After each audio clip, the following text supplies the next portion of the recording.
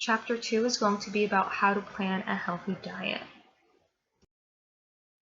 Starting off with planning your healthy diet, there are a few principles or guidelines that you want to make sure are part of your diet. The first one is adequacy, which is making sure that you have enough of the different nutrients and that you have enough energy or calories. That being said, you also want to make sure that you have balance in your diet, meaning you don't want to have too little, but you also don't want to make sure that you have too much. We also have moderation. You don't want to completely eliminate food groups. You want to make sure that you are consuming everything in moderation, and as well as including variety. Variety means getting something from each of the food groups, but also varying it up within the food groups themselves. So making sure that you get from the vegetables group, but that you don't always eat broccoli, that you eat a bunch of other types of vegetables as well. Same thing with all of the other food groups also. A variety is going to be what gives you the best and the most balanced diet. Lastly, we have your calorie control. This is something that we'll talk a little bit more about in the upcoming chapters, but basically you want to make sure that you are consuming the amount of calories that your body uses. That way the calories you put in equal the calories that your body is going to use, or your calories out, and you are able to maintain your weight. So you're providing your body with exactly what it needs. One important concept to keep in mind is choosing nutrient-dense foods. This is going to be something that really helps you with that last guideline of calorie control, because for some people, if they are not choosing nutrient-dense foods, it can seem really hard to stay within their calorie limit or their calorie goal. And I'll show you how that works.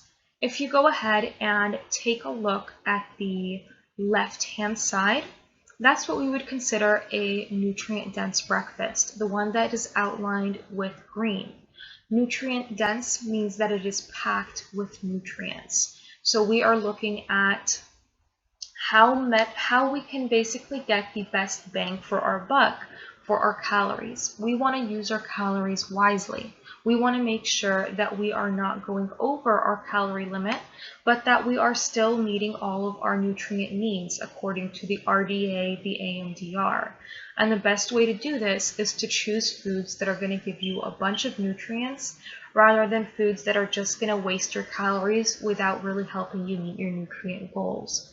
And the one on the left, since it is nutrient dense, you'll see that there is a variety of foods. There's also more food available than you see on the right-hand side. The right-hand side outlined in yellow is what we would call a nutrient-poor breakfast instead of nutrient-dense, because those donuts aren't really going to provide you with many nutrients at all. So we're using up the same amount of calories in both of these breakfasts, but one of them is going to give us a lot more nutrients than the other. So if you look at the chart in the middle, we see the bars in green are for the breakfast on the left, the nutrient-dense breakfast. The bars in the yellow are for the nutrient-poor breakfast on the right. And you'll notice that the green bars are a lot higher. You also have some nutrients where the yellow bars are non-existent. And that tells you that if you were to eat the breakfast on the left, you are using your calories a lot more wisely.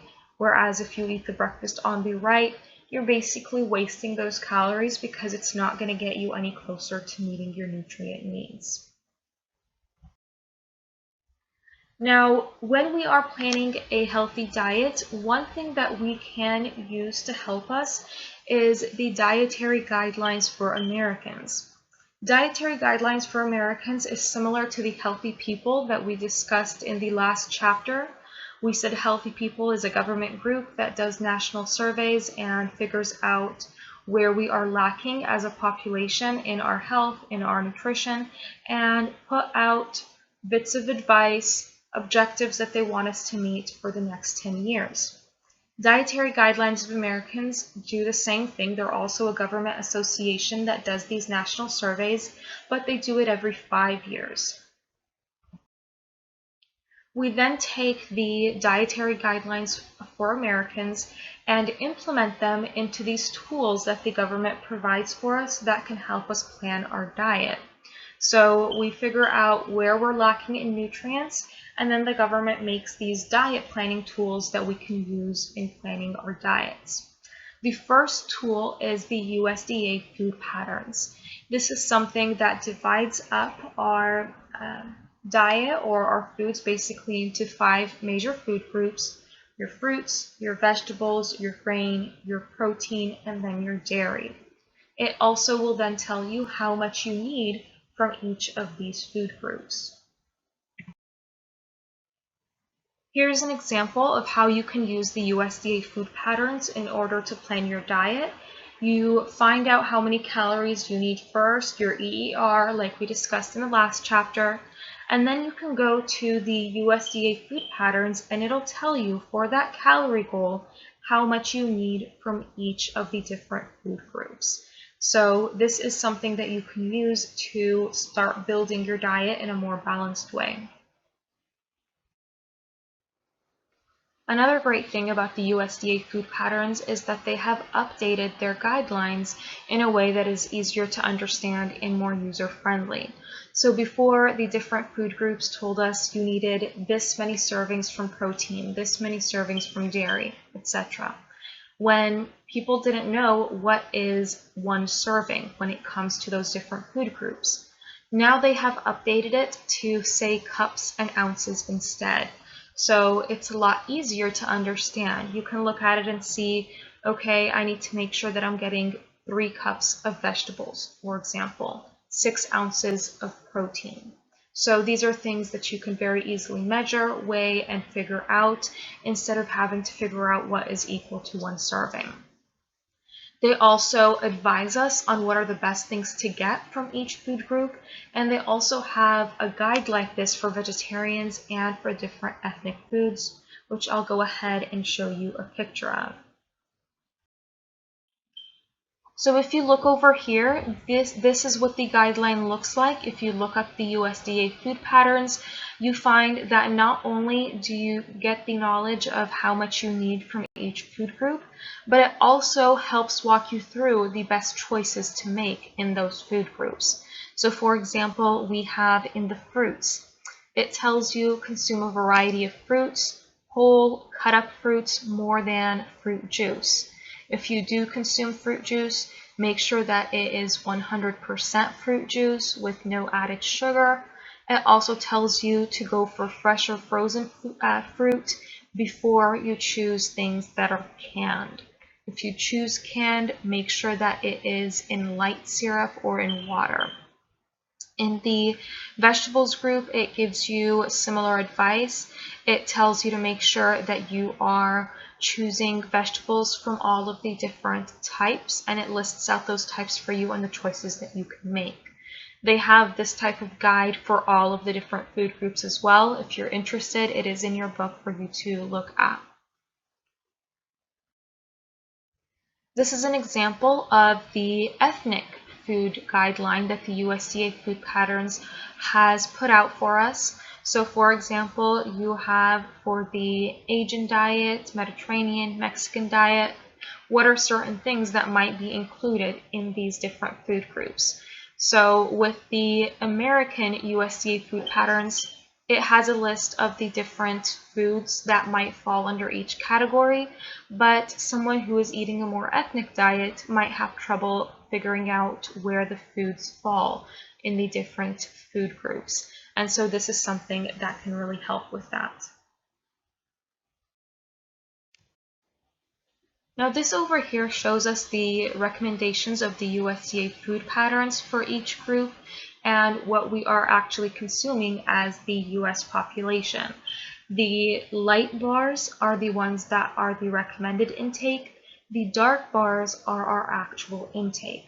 So if you take a look, the ones in the middle, the vegetables, fruit, and milk group, are the ones where we are a lot lower in our intake in comparison to what is recommended.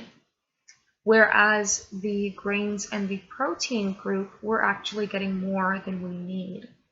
Especially if you take a look at the grains group, the recommendation based off of the USDA is to make half of our grains whole. So we want to choose whole grains half of the time. That's what you see in the light bar. It's divided straight in the middle, half whole grains and then half refined, like your white flour, white rice, for example. Now, if you look at what we're actually consuming, not only are we getting so much more from the grains group than we need, but we only have a very tiny portion at the bottom that is the whole grains that we consume, and the rest is all refined grains that aren't the best for us. Another tool that we can use is the My Plate tool. This is one that is replacing the USDA food pyramid.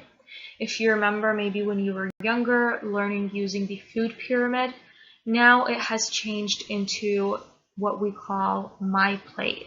So it's a way of showing you how much you need from each of the food groups in a visual way. When we had the food pyramid, the section that was on the very bottom of the pyramid was the largest section, and so that told us what we wanted to consume the most of. And as you move upwards on the pyramid, the sections get smaller. So the higher you go in the pyramid, the less of that food group you want to consume. Now they've changed it into a plate so that it's something that can maybe be more applicable when you look at it. And it's still based off of the quantity when you look at it in comparison to the other groups. So for example, it shows you that you want to get mostly vegetables. The next one is going to be your grains and then your protein. So it shows you in comparison to the food groups what you want to consume more of. Now, this might not be very beneficial just looking at the visual, but if you go onto choosemyplate.gov, which is the website for MyPlate, you can actually choose your calorie level and it'll give you a guideline similar to what we saw with the USDA food patterns, where they tell you exactly how much you should be getting from each of the food groups and then also advice on what to get from each of them. So it actually can be pretty beneficial when you do use the website. One last tool that you can use is the exchange lists. This is a different way of dividing up the different foods. Instead of dividing it up based off of the type of food, like dividing it into the vegetables group, fruit group, grains group, instead of that, we're dividing it up based off of nutrient content. So instead, we'll have a carbohydrates group, we'll have a protein group, we'll have a fat group. So it's dividing up our food based off of nutrient content rather than based off of food type.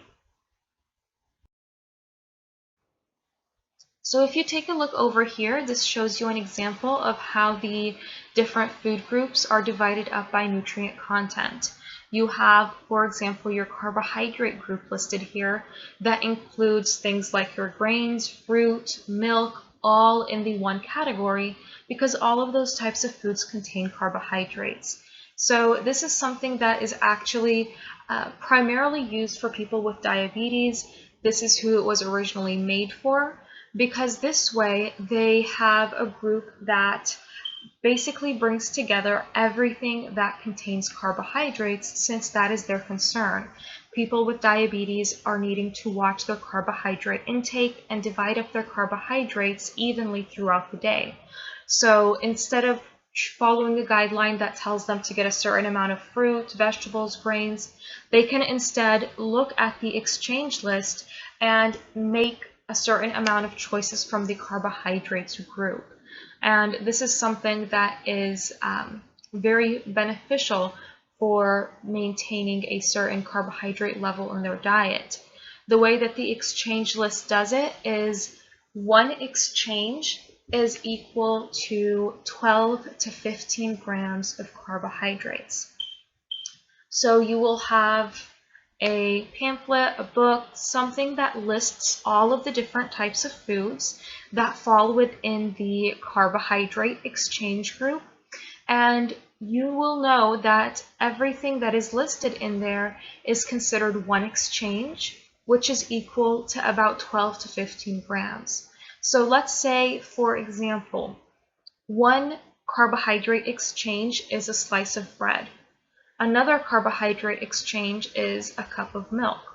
So let's say that somebody is eating their meal and they have a cup of milk along with their meal, but they decide, hey, I really would prefer another slice of bread.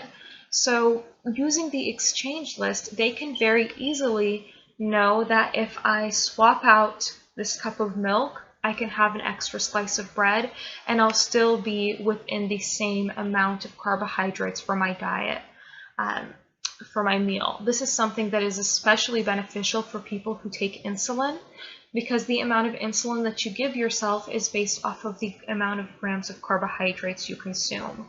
So it's a way that diabetics can tweak their meals while still having an idea of where they fall in the amount of grams that they're consuming. Now, using the exchange list also can be used with calories. So you'll see over here, again, if you know your AER, you can look at the exchange list using that calorie amount. So for example, if you are on a 2,000 calorie diet, it says you want to get 10 exchanges of starch, 4 exchanges of fruit, 3 exchanges of milk, and so on. And so again, this is divided up a little differently. It's not by food group, it is by nutrient content, which is really beneficial for someone who is diabetic. Now, some general guidelines that you can use when you're grocery shopping. If first, you want to make sure that you are choosing whole grains. Remember, we don't get enough whole grains, and it's really important. Also, for your fruits and vegetables, you want to choose fresh fruits or vegetables first. If there is only frozen, that's fine as well, but you want to try to avoid canned fruits and vegetables. Canned fruits and vegetables are usually processed, and so they already lose a lot of the nutrients in them, but also they're usually canned in a water that either has a lot of salt, if it's vegetables, or a lot of sugar, if it's a fruit that's canned. So if you are going to get canned, if it's the only option you have, make sure that you rinse the fruit or vegetable from the water that it is sitting in first. And then lastly, your protein. You want to make sure that you are varying up your protein sources. It doesn't always have to be meat. Plant protein sources can give you the protein you need with less fat. So that is another option. Now this over here shows us why it is so important to make sure that we are getting our whole grains. So here it shows us a wheat plant and the different parts that it is composed of. So you have the very, very outer part that is called the husk. This is really too rough to eat. It's inedible, so this is always removed. But if you could get a whole grain product, the rest of the wheat plant, besides the husk, is all going to be included. This includes the second layer, which is the bran. The bran is what contains your nutrients and your fiber. It also contains the inside, the endosperm, that has your starch and your proteins, and then the germ that contains your vitamins and minerals. So getting something that is whole grain will make sure that you are getting all of the edible part of the plant, so you are getting all of the different nutrients. Now, if you are getting, for example, white bread, any kind of refined carbohydrates, this is going to be a lot less in nutrient content because it only includes your endosperm. So the endosperm is the part that contains starch and protein. You are missing out on the part that contains your vitamins, your minerals, and especially your fiber. And so choosing something that is whole grain means you are getting the whole edible part of the plant with all of the nutrients, and that's what we want to aim for. This shows it to you in a different way. You see the amount of nutrients in your whole grain bread in orange compared to your white bread in blue. And then the purple is white bread that has been enriched, meaning that they added some nutrients into there in the manufacturing process. So you'll notice that at the top, the orange and the purple, the whole grain and the enriched white, are pretty much on par with each other. But as you look at the nutrients on the bottom half, you'll see that the enriched white bread starts to lack. The whole grain is the only one that has the bars consistently long all throughout the different nutrients. Now, when you look at white bread, it's even less nutrient dense. You have bars that are short all throughout for the most part, and so you're missing out on a lot of nutrients, including fiber, if you choose the unenriched white bread. If you choose enriched, you're getting a little bit more, but you're still missing out on your fiber and some nutrients. Now going on to food labels. This is another thing that you can look at when you're shopping in the grocery store to help you make some of the best decisions. So we're going to go ahead and take a look at how food labels, in particular the nutrition facts label, can be used to your benefit.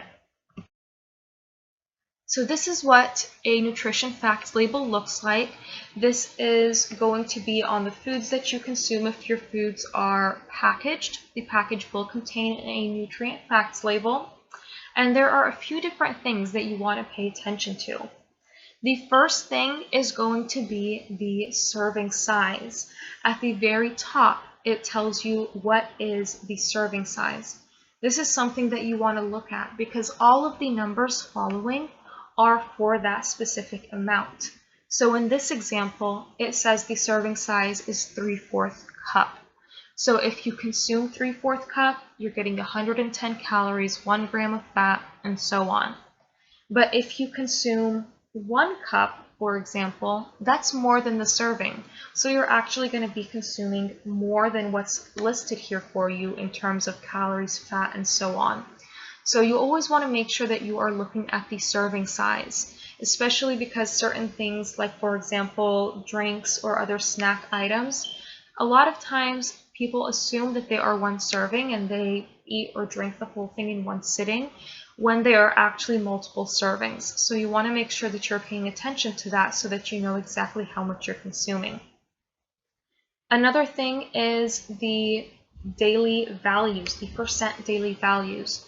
A lot of people tend to mistake these and think that they mean that this is the percentage of what is in the food, meaning, for example, it says next to sodium, 10% daily value. People think that that means 10% of this food item is sodium. That's not actually the case. It's not telling us how much of that nutrient is in the food. It's telling us how close you are to meeting your daily recommendation for that nutrient. So the percent daily values are based off of the recommendations for someone on a 2,000 calorie diet, just because that's a pretty average number. If you're a smaller female, usually you'll need less than 2,000. If you're a larger male, you'll tend to need a little bit more than 2,000.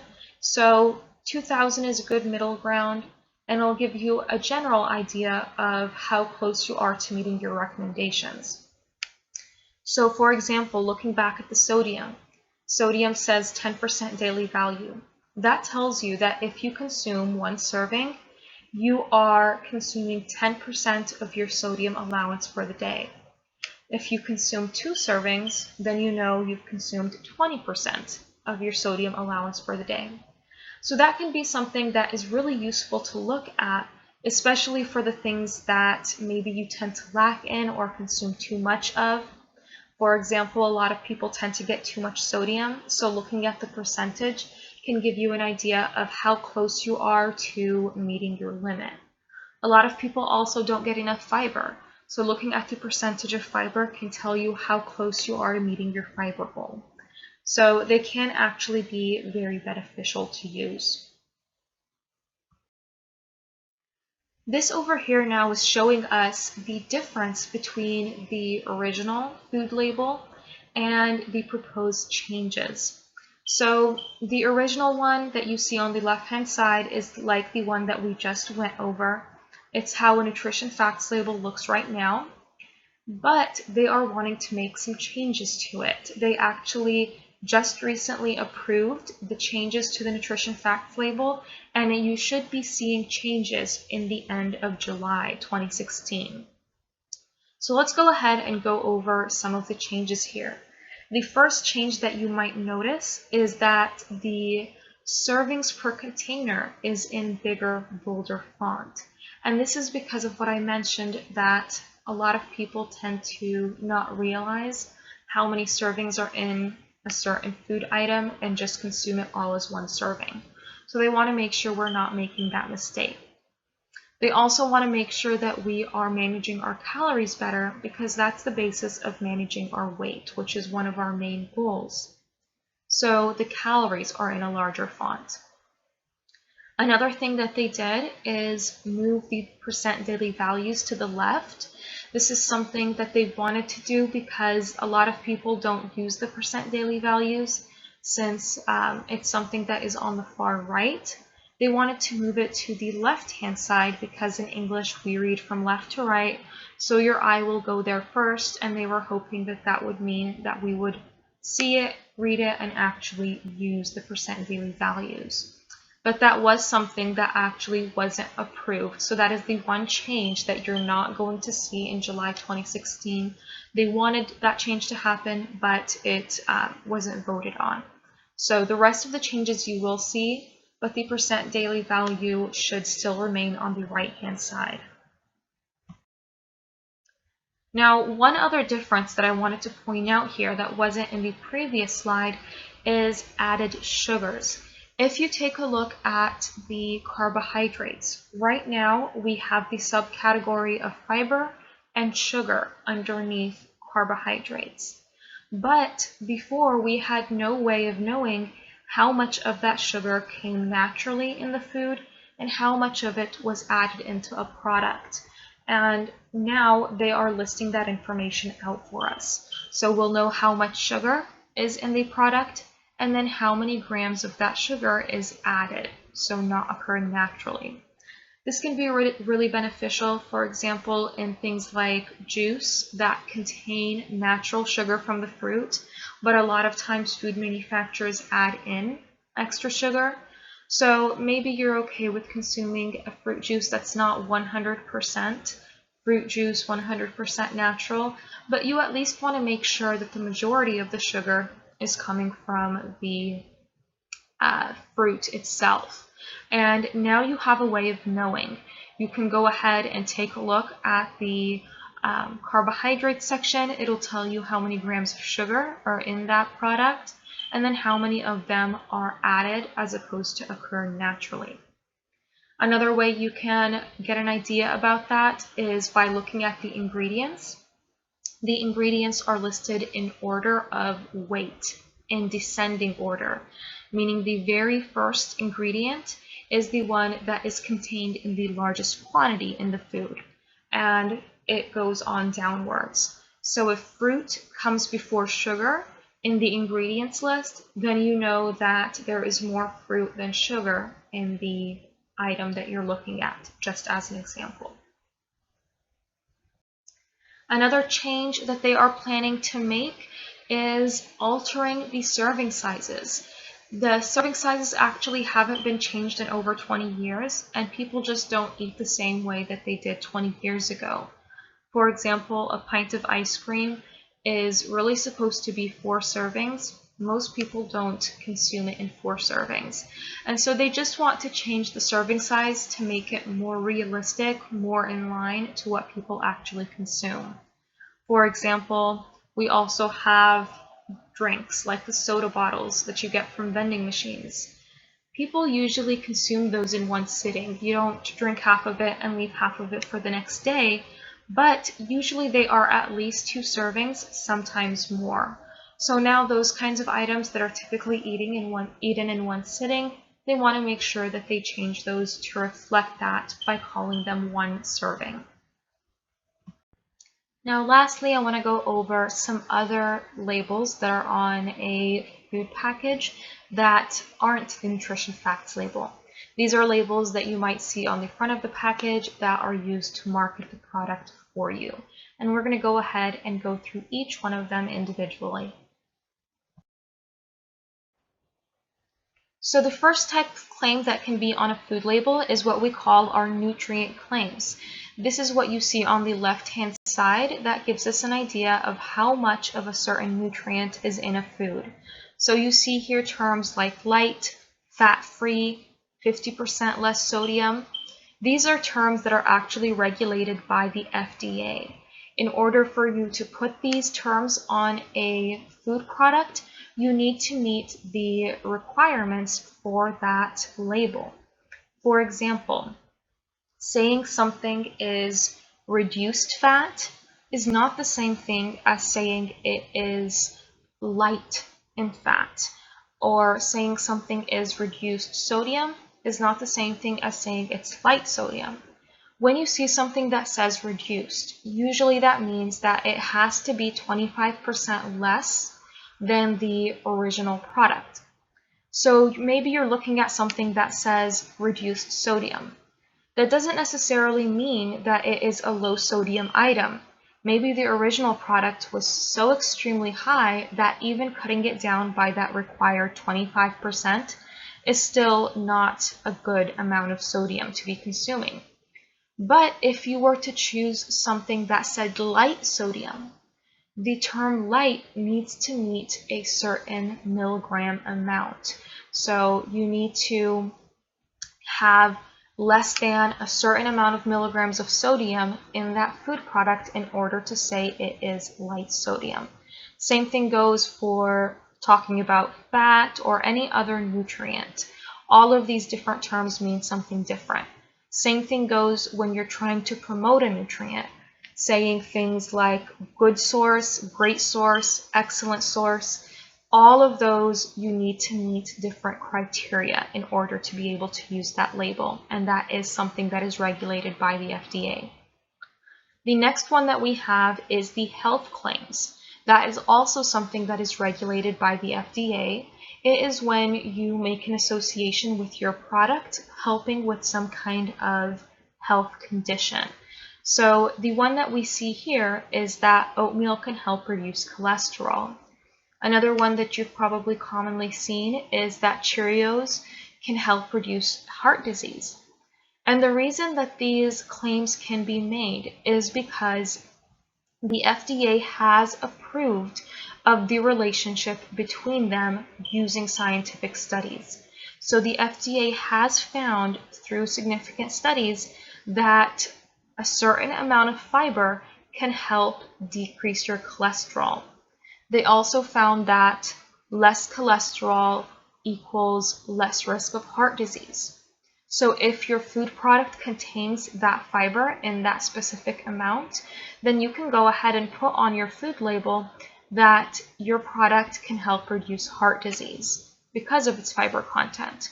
So that's something that is regulated by the FDA based off of the relationships that they have approved. The last one is what we call our structure function claims. These are claims that are actually not regulated by the FDA. They don't need to be approved by the FDA because they are more general.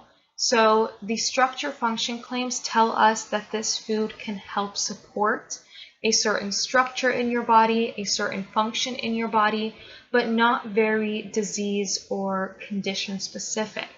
So for example, this one says supports immunity and digestive health.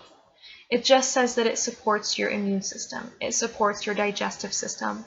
It doesn't say that it's going to help cure or help reduce any kind of certain health condition related with your digestive or immune system. It just says that it supports them.